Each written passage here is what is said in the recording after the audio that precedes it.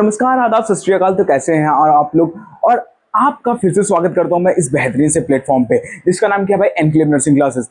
और बहुत लोगों का कमेंट आ रहा था मुझे कि सर आपने जो वो स्टार्ट किया था सर नर्सिंग मैनेजमेंट, सर वो मतलब खत्म हो गया क्या? मतलब 14 चैप्टर के बाद सर आप आगे नहीं पढ़ाओगे क्या? अरे नहीं भाई, पढ़ाऊंगा, क्यों नहीं पढ़ाऊंगा भाई। टोटल 18 चैप्टर्स थे और आज हम करने वाले हैं यूनिट नंबर 15। ठीक है, यूनिट नंबर 15 करने वाले हैं और यूनिट नंबर 15 का क्या नाम होने वाला है? Staffing and student selection. ठीक है, स्टाफिंग का मतलब हो जाता है कि स्टाफ को कैसे सिलेक्ट करना। ठीक है, स्टूडेंट को सिलेक्शन करने के लिए क्या क्या क्राइटेरिया होते हैं, ये सब हम इसमें पढ़ने वाले हैं। ठीक है, और स्टार्ट करने से पहले मैं एक बार फिर पूछना चाहता हूँ, कैसे हो आप लोग? ठीक ठाक हो? पेपर की तैयारी कैसे चल रही है? अगर आप यूपी से बिलोंग करते हो तो अटल बिहारी वाजपेयी का 6 सेमेस्टर का जो पेपर है वो है हमारा 13 तारीख को, 13, 15, 17 जुलाई को। ठीक है, 2026। अगर कोई बच्चा 2027 में ये वीडियो देखेगा उसके लिए बता रहा हूँ, तो 2026 में ये। ठीक है, तो भाई तैयारी को अपने बूस्ट रखो। ठीक है, एक हाई लेवल, अप लेवल पे ले जाओ।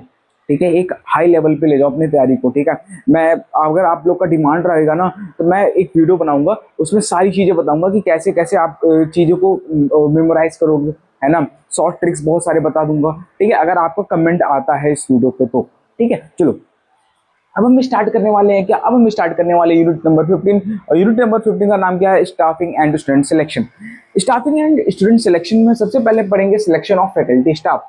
ठीक है, हमारे पास फैकल्टी है, मैंने एक नर्सिंग कॉलेज खोल लिया। ठीक है, अब वहां पे मेरे पास फैकल्टी को मैं कैसे लाऊंगा? वहां पे टीचर्स जो होंगे, वहां पे जो प्रोफेसर्स रहेंगे, वहां पे जो ट्यूटर्स रहेंगे, वो क्या चल के आएंगे क्या मेरे पास? ऐसा तो नहीं होगा ना भाई। कुछ तो चल के आ जाएंगे कि हाँ चलो कॉलेज खुला, चलो मैं देख अपना इंटरव्यू दे के आता हूँ। कुछ को मुझे बुलाना पड़ेगा कि एडवर्टाइजमेंट के थ्रू। ठीक है, कुछ को लोकल न्यूज के थ्रू बताना पड़ेगा कि हाँ एक कॉलेज खुला, वहां पे आप आइए, एक बार रीच करिए, रीच आउट करिए हमारे कॉलेज में। ठीक है, तो कुछ कुछ मेथड्स होते हैं, वो मेथड मैं आपको बताता हूँ। तो सबसे पहले इशूज ऑफ एडवर्टाइजमेंट हो गया, इशू एप्लीकेशन फॉर्म्स हो गए। ठीक है, फिर security for the application form हो गया, इंटरव्यू से। और फिर जब इशू ये सब करने के बाद अब क्या होगा? इसके बाद होगा भाई plan and conduct written examination. जब भी भाई कोई भी टीचर आएगा तो ऐसे तो है नहीं कि खुला दुकान है कि आ जाओ अंदर चलो अंदर चलो, नहीं ऐसा तो नहीं होगा ना भाई। एक हम रिटन क्राइटेरिया होगा, रिटन टेस्ट होगा। ठीक है, फिर उसके बाद इंटरव्यू सेशन होता है, फिर जॉब ऑफ द ऑर्गेनाइजेशन। तो ये सारी चीजें होती हैं उसके अंदर। ठीक है, सिलेक्शन ऑफ फैकल्टी। ऐसे सिलेक्शन नहीं होता, डायरेक्ट सिलेक्शन नहीं होता। सिलेक्शन कैसे होता है भाई? सिलेक्शन ऐसे होता है, देखो सबसे पहला पॉइंट क्या हो जाता है सिलेक्शन का? उसका इंटरव्यू लेते हैं। ठीक है, फिर उसके बाद ज्वाइनिंग होता है उसका, ये सारी चीजें होती है सिलेक्शन की। फिर उसके बाद हम सेकंड पॉइंट बात करते हैं qualification and experience of nursing college and teacher. What the qualification and experience of A nursing college teacher? अगर मान लो एक प्रिंसिपल है हमारे कॉलेज का। ठीक है, एक प्रिंसिपल है, आइदर वो मेल और फीमेल कोई भी हो, उसका एक क्वालिफिकेशन होगा तभी तो वो प्रिंसिपल बना है। उसके पास कुछ अच्छे खासे एक्सपीरियंस होंगे, है ना। एक मिनिमम प्रिंसिपल का जो टीचर प्रिंसिपल का जो एक्सपीरियंस होता है वो होता है 15 ईयर्स ऑफ नर्सिंग कॉलेज में हम देखते हैं तो। ठीक है, एक असिस्टेंट प्रोफेसर का एक्सपीरियंस होगा, एक एसोसिएट प्रोफेसर का कितना एक्सपीरियंस होता है, नर्सिंग ट्यूटर का कितना एक्सपीरियंस होता है, ये सारी चीजें हम इसमें पढ़ेंगे।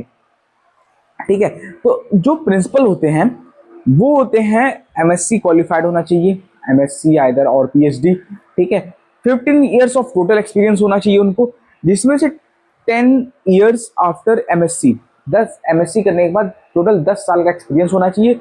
प्लस क्या कहते हैं, पीएचडी। अगर अगर वो इंसान कर रहा है तो वो पीएचडी भी कर सकता है। ठीक है, टोटल 15 ईयर्स होना चाहिए ईयर एक्सपीरियंस, और 15 ईयर्स होना चाहिए, और एटलीस्ट एमएससी करने के बाद 10 साल का एक्सपीरियंस होना चाहिए। ठीक है, वाइस प्रिंसिपल के पास 12 साल का एक्सपीरियंस होना चाहिए। एमएससी करने के बाद 10 साल का एक्सपीरियंस उसे भी मांगता है। प्रोफेसर के बाद प्रोफेसर जो होते हैं वो उनको भी 12 साल का एक्सपीरियंस चाहिए होता है। एसोसिएट प्रोफेसर 5 साल, असिस्टेंट प्रोफेसर 3 साल, ट्यूटर 1 साल। ठीक है, ये हो जाता है हमारे qualifications and experience of nursing college in teachers का। ठीक है, फिर उसके बाद हम बात करते हैं recruitment and placement in nursing education institute. Recruitment का मतलब हो जाता है कि भर्ती करना, है ना। कि कैसे कैसे हम भर्ती करते हैं वो हम पढ़ने वाले हैं इसमें। रिक्रूटमेंट का मतलब जैसे मान लो हो गया, recruitment is defined as a process of searching of prospective employee and stimulate them to apply for a job in any organization. That is the process where the right person is proceed for the right position. ठीक है, मतलब ये हो गया कि हम इसमें जो होता है हम पर्सन को हायर करते हैं फॉर द जॉब। ठीक है, और हमें एक पॉइंट हमेशा याद रखना चाहिए कि राइट पर्सन आना चाहिए राइट प्लेस के लिए। ठीक है, मान लो हमारे पास अडल्ट हेल्थ नर्सिंग का टीचर नहीं है, ठीक है, और हमने हायर कर लिया किसका, हमने हायर कर लिया जी ओबीजी का टीचर। तो ओबीजी का टीचर जो है वो अडल्ट हेल्थ तो नहीं पढ़ा पाएगा, है ना, ये पढ़ा तो नहीं पाएगा। ये चीज हमें देखनी चाहिए कॉलेज में जब भी हम रिक्रूटमेंट करते हैं कि जो भी हम सिलेक्शन करें उसका स्पेशलिटी क्या है, और हमारे जो कॉलेज में किस स्पेशलिटी की नीड है उसको देख के हमें उसको हायर करना है। ठीक है, फिर उसके बाद हम बात करते हैं टाइप्स ऑफ रिक्रूटमेंट। कितने टाइप्स के रिक्रूटमेंट होते हैं, एक होता है प्लान्ड, एक होता है एंटिसिपेटेड, एक होता है अनएक्सपेक्टेड। प्लान्ड का मतलब प्रॉपर तरीके से प्लान्ड होता है कि हाँ जी इस अब ये सर चलेगा, अब इनको ही लाना है मुझे। ठीक है, एंड एंटिसिपेटेड का मतलब this is not a pre plan process due to except trend and challenges faced internal और एक्सटर्नल बाय ऑर्गेनाइजेशन। एंटिसिपेटेड का मतलब हो जाता है कुछ चैलेंजेस के थ्रू हम लाते हैं उनको। ठीक है, और फिर उसके बाद अनएक्सपेक्टेड का मतलब होता है कि there is an uniform for since circumstances which में अराइज एज अ रिजल्ट और to transfer severe illness of some staff accident. Unexpected का मतलब ये हो जाता है कि मान लो कुछ कोई टीचर है जिनका वो हो गया मेडिकल लीव हो गया तो वो चले गए, उनके जगह में हमने रिक्वायर्ड कर लिया। ठीक है, ये सारी चीजें हो जाती हैं। फिर उसके बाद हम बात करते हैं प्रिंसिपल्स की। What are the principles, type तो हो गए हमारे। ठीक है, प्रिंसिपल्स की बात करते हैं। प्लान का मतलब हमने पूरा प्रॉपर प्लान किया। एंटिसिपेटेड का मतलब हो जाता है कि कुछ कॉज की वजह से वो आए हैं। अनएक्सपेक्टेड का मतलब कुछ हादसा हो गया जिसकी वजह से हम नहीं आ पा रहे हैं। प्रिंसिपल्स की बात करते हैं तो प्रिंसिपल क्या होता है, termination and institution of any post should be finalised and capable offer. ठीक है, कोई भी कॉलेज हो या इंस्टीट्यूट हो वो स्टाफ को रखता है। Only vacant position should be filled in the ratio of the employer to the worker should not be extra और लेस। ठीक है, अब ऐसा नहीं है कि हमारे पास हमने कॉलेज खोला है तो हमारे पास 10 और टीचर आ जाओ, तुम भी आ जाओ भाई, तुम भी। ऐसा नहीं, धर्मशाला तो कोई है नहीं, तो ठीक है वो कॉलेज है भाई, धर्मशाला तो है नहीं, तो हमें जो स्टाफ है वो फुलफिल रखना है अपने स्टाफ को, ना कि कम ना कि ज्यादा। ठीक है, फिर उसके बाद job description should be self elaborated and easy to understand. जो भी हम जॉब के लिए वैकेंसी निकालते हैं तो वो इजी होना चाहिए और अंडरस्टैंडेबल होना चाहिए। The recruitment process should also include the internal as well as external resources. ठीक है, अगर हम जॉब डिस्क्रिप्शन निकाल रहे तो internal as well as external sources भी होने चाहिए उसमें। Promotion policy should be justify as per the worker ethics of the employee. जो भी प्रमोशन हमें दे रहे हैं एम्प्लॉयज को वो जस्टिफाई होना चाहिए। ऐसा नहीं है कि कोई इंसान है जो कि मान लो हफ्ते में मतलब हफ्ते में सिर्फ एक दिन आ रहा काम करने, हमने उससे प्रमोशन दे दिया, और एक आदमी है जो पूरा दिन काम कर रहा है, 9 से 5 काम कर रहा है, उसे हमने प्रमोशन ही नहीं दिया। ठीक है, तो वो प्रमोशन भी हमें देखना होता है। तो ये हमारे प्रिंसिपल्स हो गए। फिर उसके बाद हम बात करते हैं steps in selection of faculty. How many कुछ स्टेप्स होते हैं जिसके थ्रू हम स्टाफ का सिलेक्शन करते हैं। सबसे पहले क्या था, इशू ऑफ एडवर्टाइजमेंट। हमने एडवर्टाइजमेंट निकाल दिया। फिर उसके बाद होता है इशू ऑफ एप्लीकेशन फॉर्म। ठीक है, एडवर्टाइजमेंट निकाल दिया, प्रचार कर दिया हमने।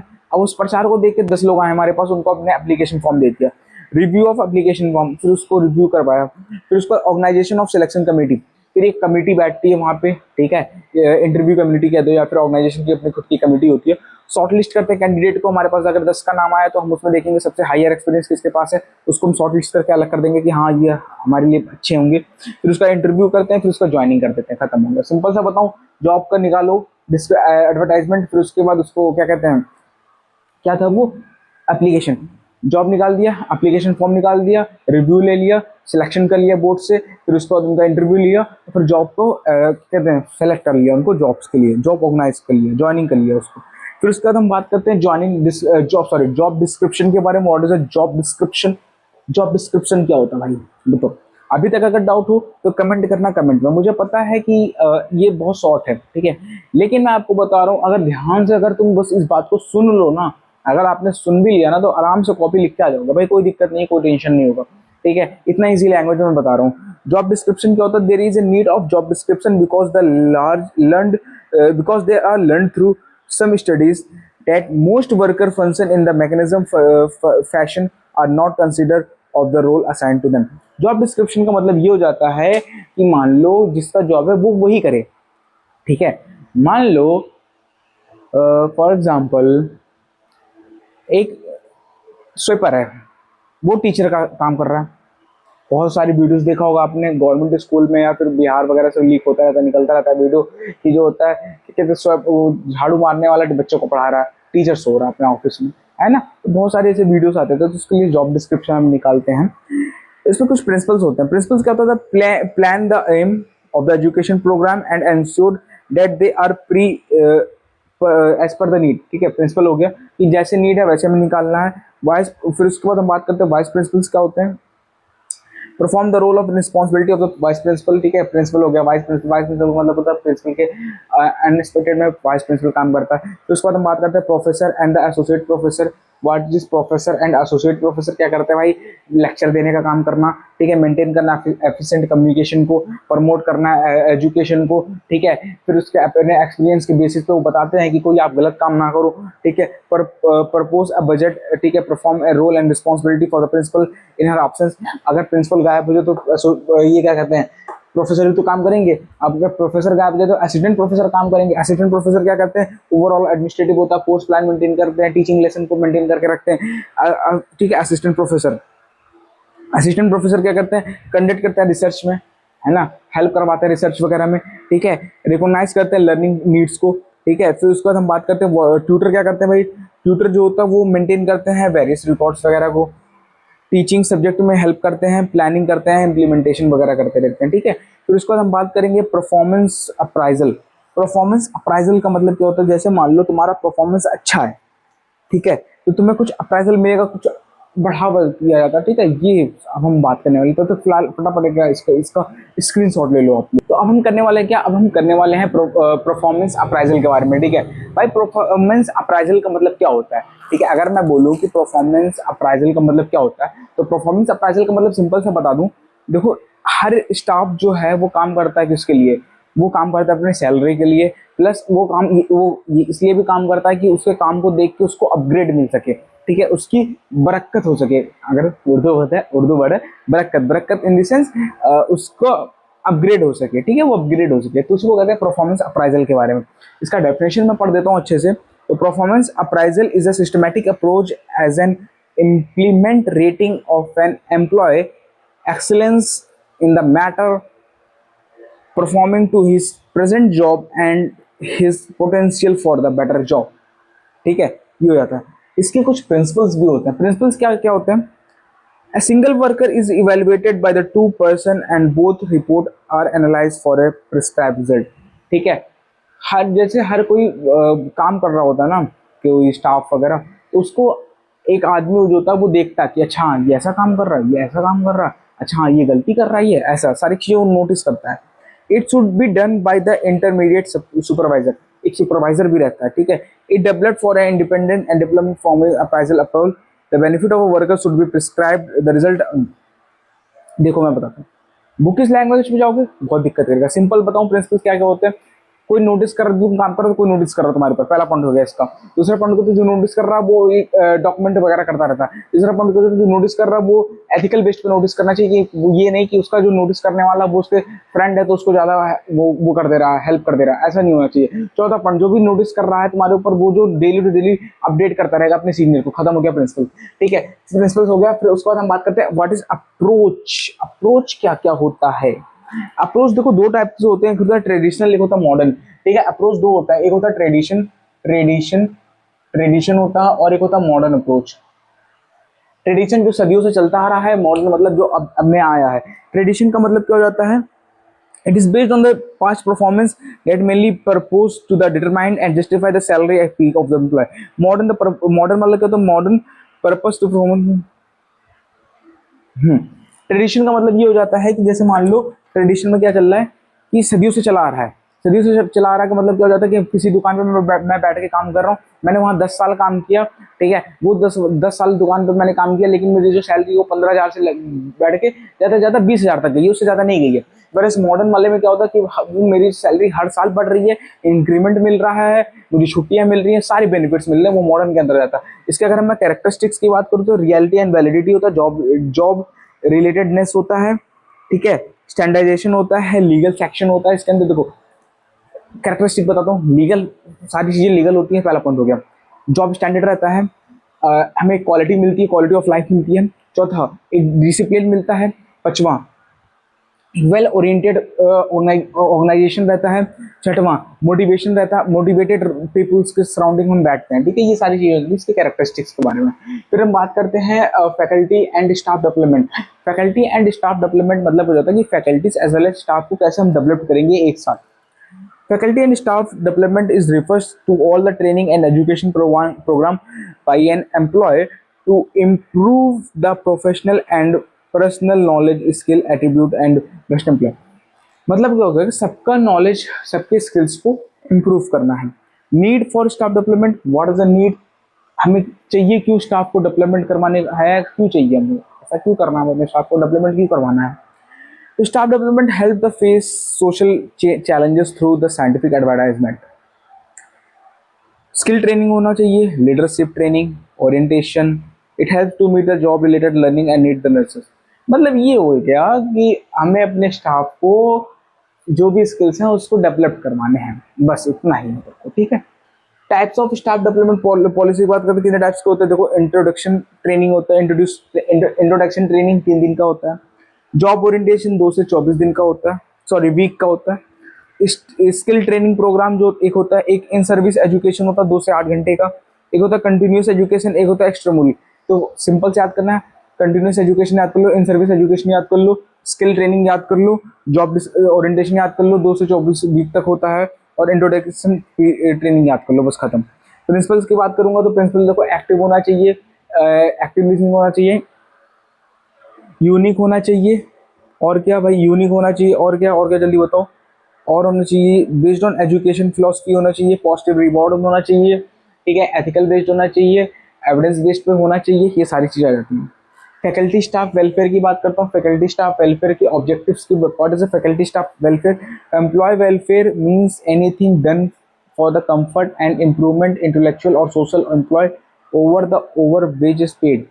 फैकल्टी स्टाफ वेलफेयर का मतलब ये होता है कि हम स्टाफ या फैकल्टी के लिए हेल्प करना, उनको ओवर पेड करना अगर वो ज़्यादा काम कर रहे हैं। ऑब्जेक्टिव्स की बात करते हैं टू इम्प्रूव द लॉयल्टी। अब हम वेलफेयर क्यों करते हैं, हम उनको वेलफेयर क्यों कर रहे हैं, ठीक है, उसके लिए क्यों कर रहे हैं, क्योंकि जो उनका क्या कहते हैं,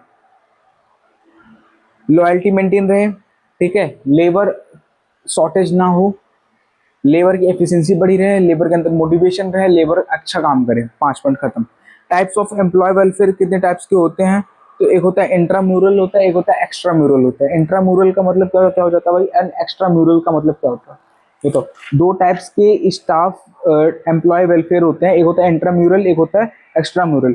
इंट्राम्यूरल का मतलब हो जाता है कि they are provide with in the organization like canteen, ठीक है, तो ऑर्गेनाइजेशन के थ्रू हमें मिल रहे हैं, होता है इंट्राम्यूरल। जैसे कैंटीन में जो काम करते हैं, ठीक है, रेस्टोरेंट में काम करते हैं, यूनिफॉर्म दिया करते हैं, ड्रिंकिंग वाटर वाले रहते हैं, वो सब। एक्स्ट्रा म्यूरल का मतलब हो जाता है, एक्स्ट्रा म्यूरल का मतलब हो गया housing, education, child welfare, leave, travel, faculty, internet free loan, ये सब एक्स्ट्रा म्यूरल आ जाते हैं। फिर उसके बाद आ जाता है वॉलंटियर वेलफेयर कम्युनिटी, ठीक है। इसके बाद हम बात करते हैं agencies of employee welfare. What are the agencies of employee welfare? कौन कौन सी एजेंसीज बनी गई हैं जो कि देखती हैं कि एम्प्लॉय जो है अच्छा काम कर रहा है कि नहीं? सेंट्रल गवर्नमेंट है, स्टेट गवर्नमेंट है, एम्प्लॉय है, ट्रेड यूनियन है, other agency. Central, state, trade union है, एम्प्लॉय यूनियंस है ना। फिर उसके बाद उसका अदर एजेंसीज है। What is the role of management in employee? What is the role, क्या क्या हो जाता है? एजेंसीज टाइप्स तो हो गए, एजेंसीज हो गई, रोल क्या क्या होता है? रोल होता है जी देखो, organization provide welfare facility to the employer to keep them motivated. Situation scheme होता है, नॉन सिचुएटेड स्कीम होता है, ये सब चीज़ें। स्टूडेंट रिक्रूटमेंट की बात करते हैं तो देखो एएनएम के लिए क्या क्या चाहिए, तो एएनएम के लिए मैक्सिमम 17 एज चाहिए। जीएनएम के लिए क्या चाहिए, 12th पास चाहिए, उसके लिए भी 17 एज, ठीक है। बीएससी के लिए 12th पास चाहिए प्लस पीसीबी चाहिए, फिजिक्स केमिस्ट्री बायो चाहिए, पीसीएम पे नहीं हो पाएगा, ठीक है। पीसीबी चाहिए प्लस उसके बाद हमें कोई सा भी, अगर तुम बीएससी नर्सिंग कर रहे हो तो देखो कोई ना कोई तुम टेस्ट दे के आओगे तो उस टेस्ट में क्लियर भी होना चाहिए, ठीक है। पोस्ट बेसिक के लिए क्या चाहिए, पोस्ट बेसिक के लिए एटलीस्ट जीएनएम क्वालिफाइड होना चाहिए, जीएनएम क्वालिफाइड। एमएससी के लिए क्या चाहिए, एमएससी के लिए आइदर आप जीएनएम पोस्ट बीएससी क्वालिफाइड हो या फिर बीएससी क्वालिफाइड हो, दोनों क्वालिफाइड होना चाहिए, दोनों में से कोई एक क्वालिफाइड होना चाहिए एमएससी के लिए, ठीक है। और अगर 1 साल का एक्सपीरियंस है तो वो वेल गुड हो जाता है। क्लिनिकल प्लेसमेंट की बात करते हैं। What is clinical placement? भाई देखो, क्लिनिकल प्लेसमेंट की मतलब क्या हो जाता है, अगर आपकी ड्यूटी लगी होगी एएनएम जीएनएम बीएससी, कोई भी वीडियो देख रहा है तो उसकी कहीं ना कहीं क्लिनिकल प्लेसमेंट लगती है, ठीक है। वो सारी चीजें हम इसमें पढ़ने वाले हैं। तो क्या करता है, इंप्रूव करता है एम्प्लॉय मोरल्स को, ठीक है, रिड्यूस करता है एक्सीडेंट रेट को, रिड्यूस करता है एब्सेंटीज्म को। प्रोसेस ऑफ प्लेसमेंट कैसे कैसे होता है, जैसे कलेक्ट करना डिटेल ऑफ एम्प्लॉय, ठीक है, स्टाफ को सिलेक्ट करना, और फिर उसके बाद अच्छे जगह पे सेट करना, ये सारी चीज़ें आती हैं, ईजी है, कर लोगे, ठीक है। कोई ऐसा खास नहीं है, अगर दिक्कत हो तो बता देना, डाउट वो भेज दूंगा नोट्स, ठीक है। और ये चैप्टर हो जाता है फिनिश। और इसके रिगार्डिंग अगर कोई भी डाउट हो ना तो आप सीधा कमेंट बॉक्स में कमेंट करना, मैं आपको कम बता दूंगा, ठीक है। तब तक ये अपना ध्यान रखो। जय हिंद जय भारत। और हाँ भाई, चैनल को सब्सक्राइब करके जाओ, लाइक करना वीडियो को। जय हिंद जय भारत, बाय बाय, सब खैर।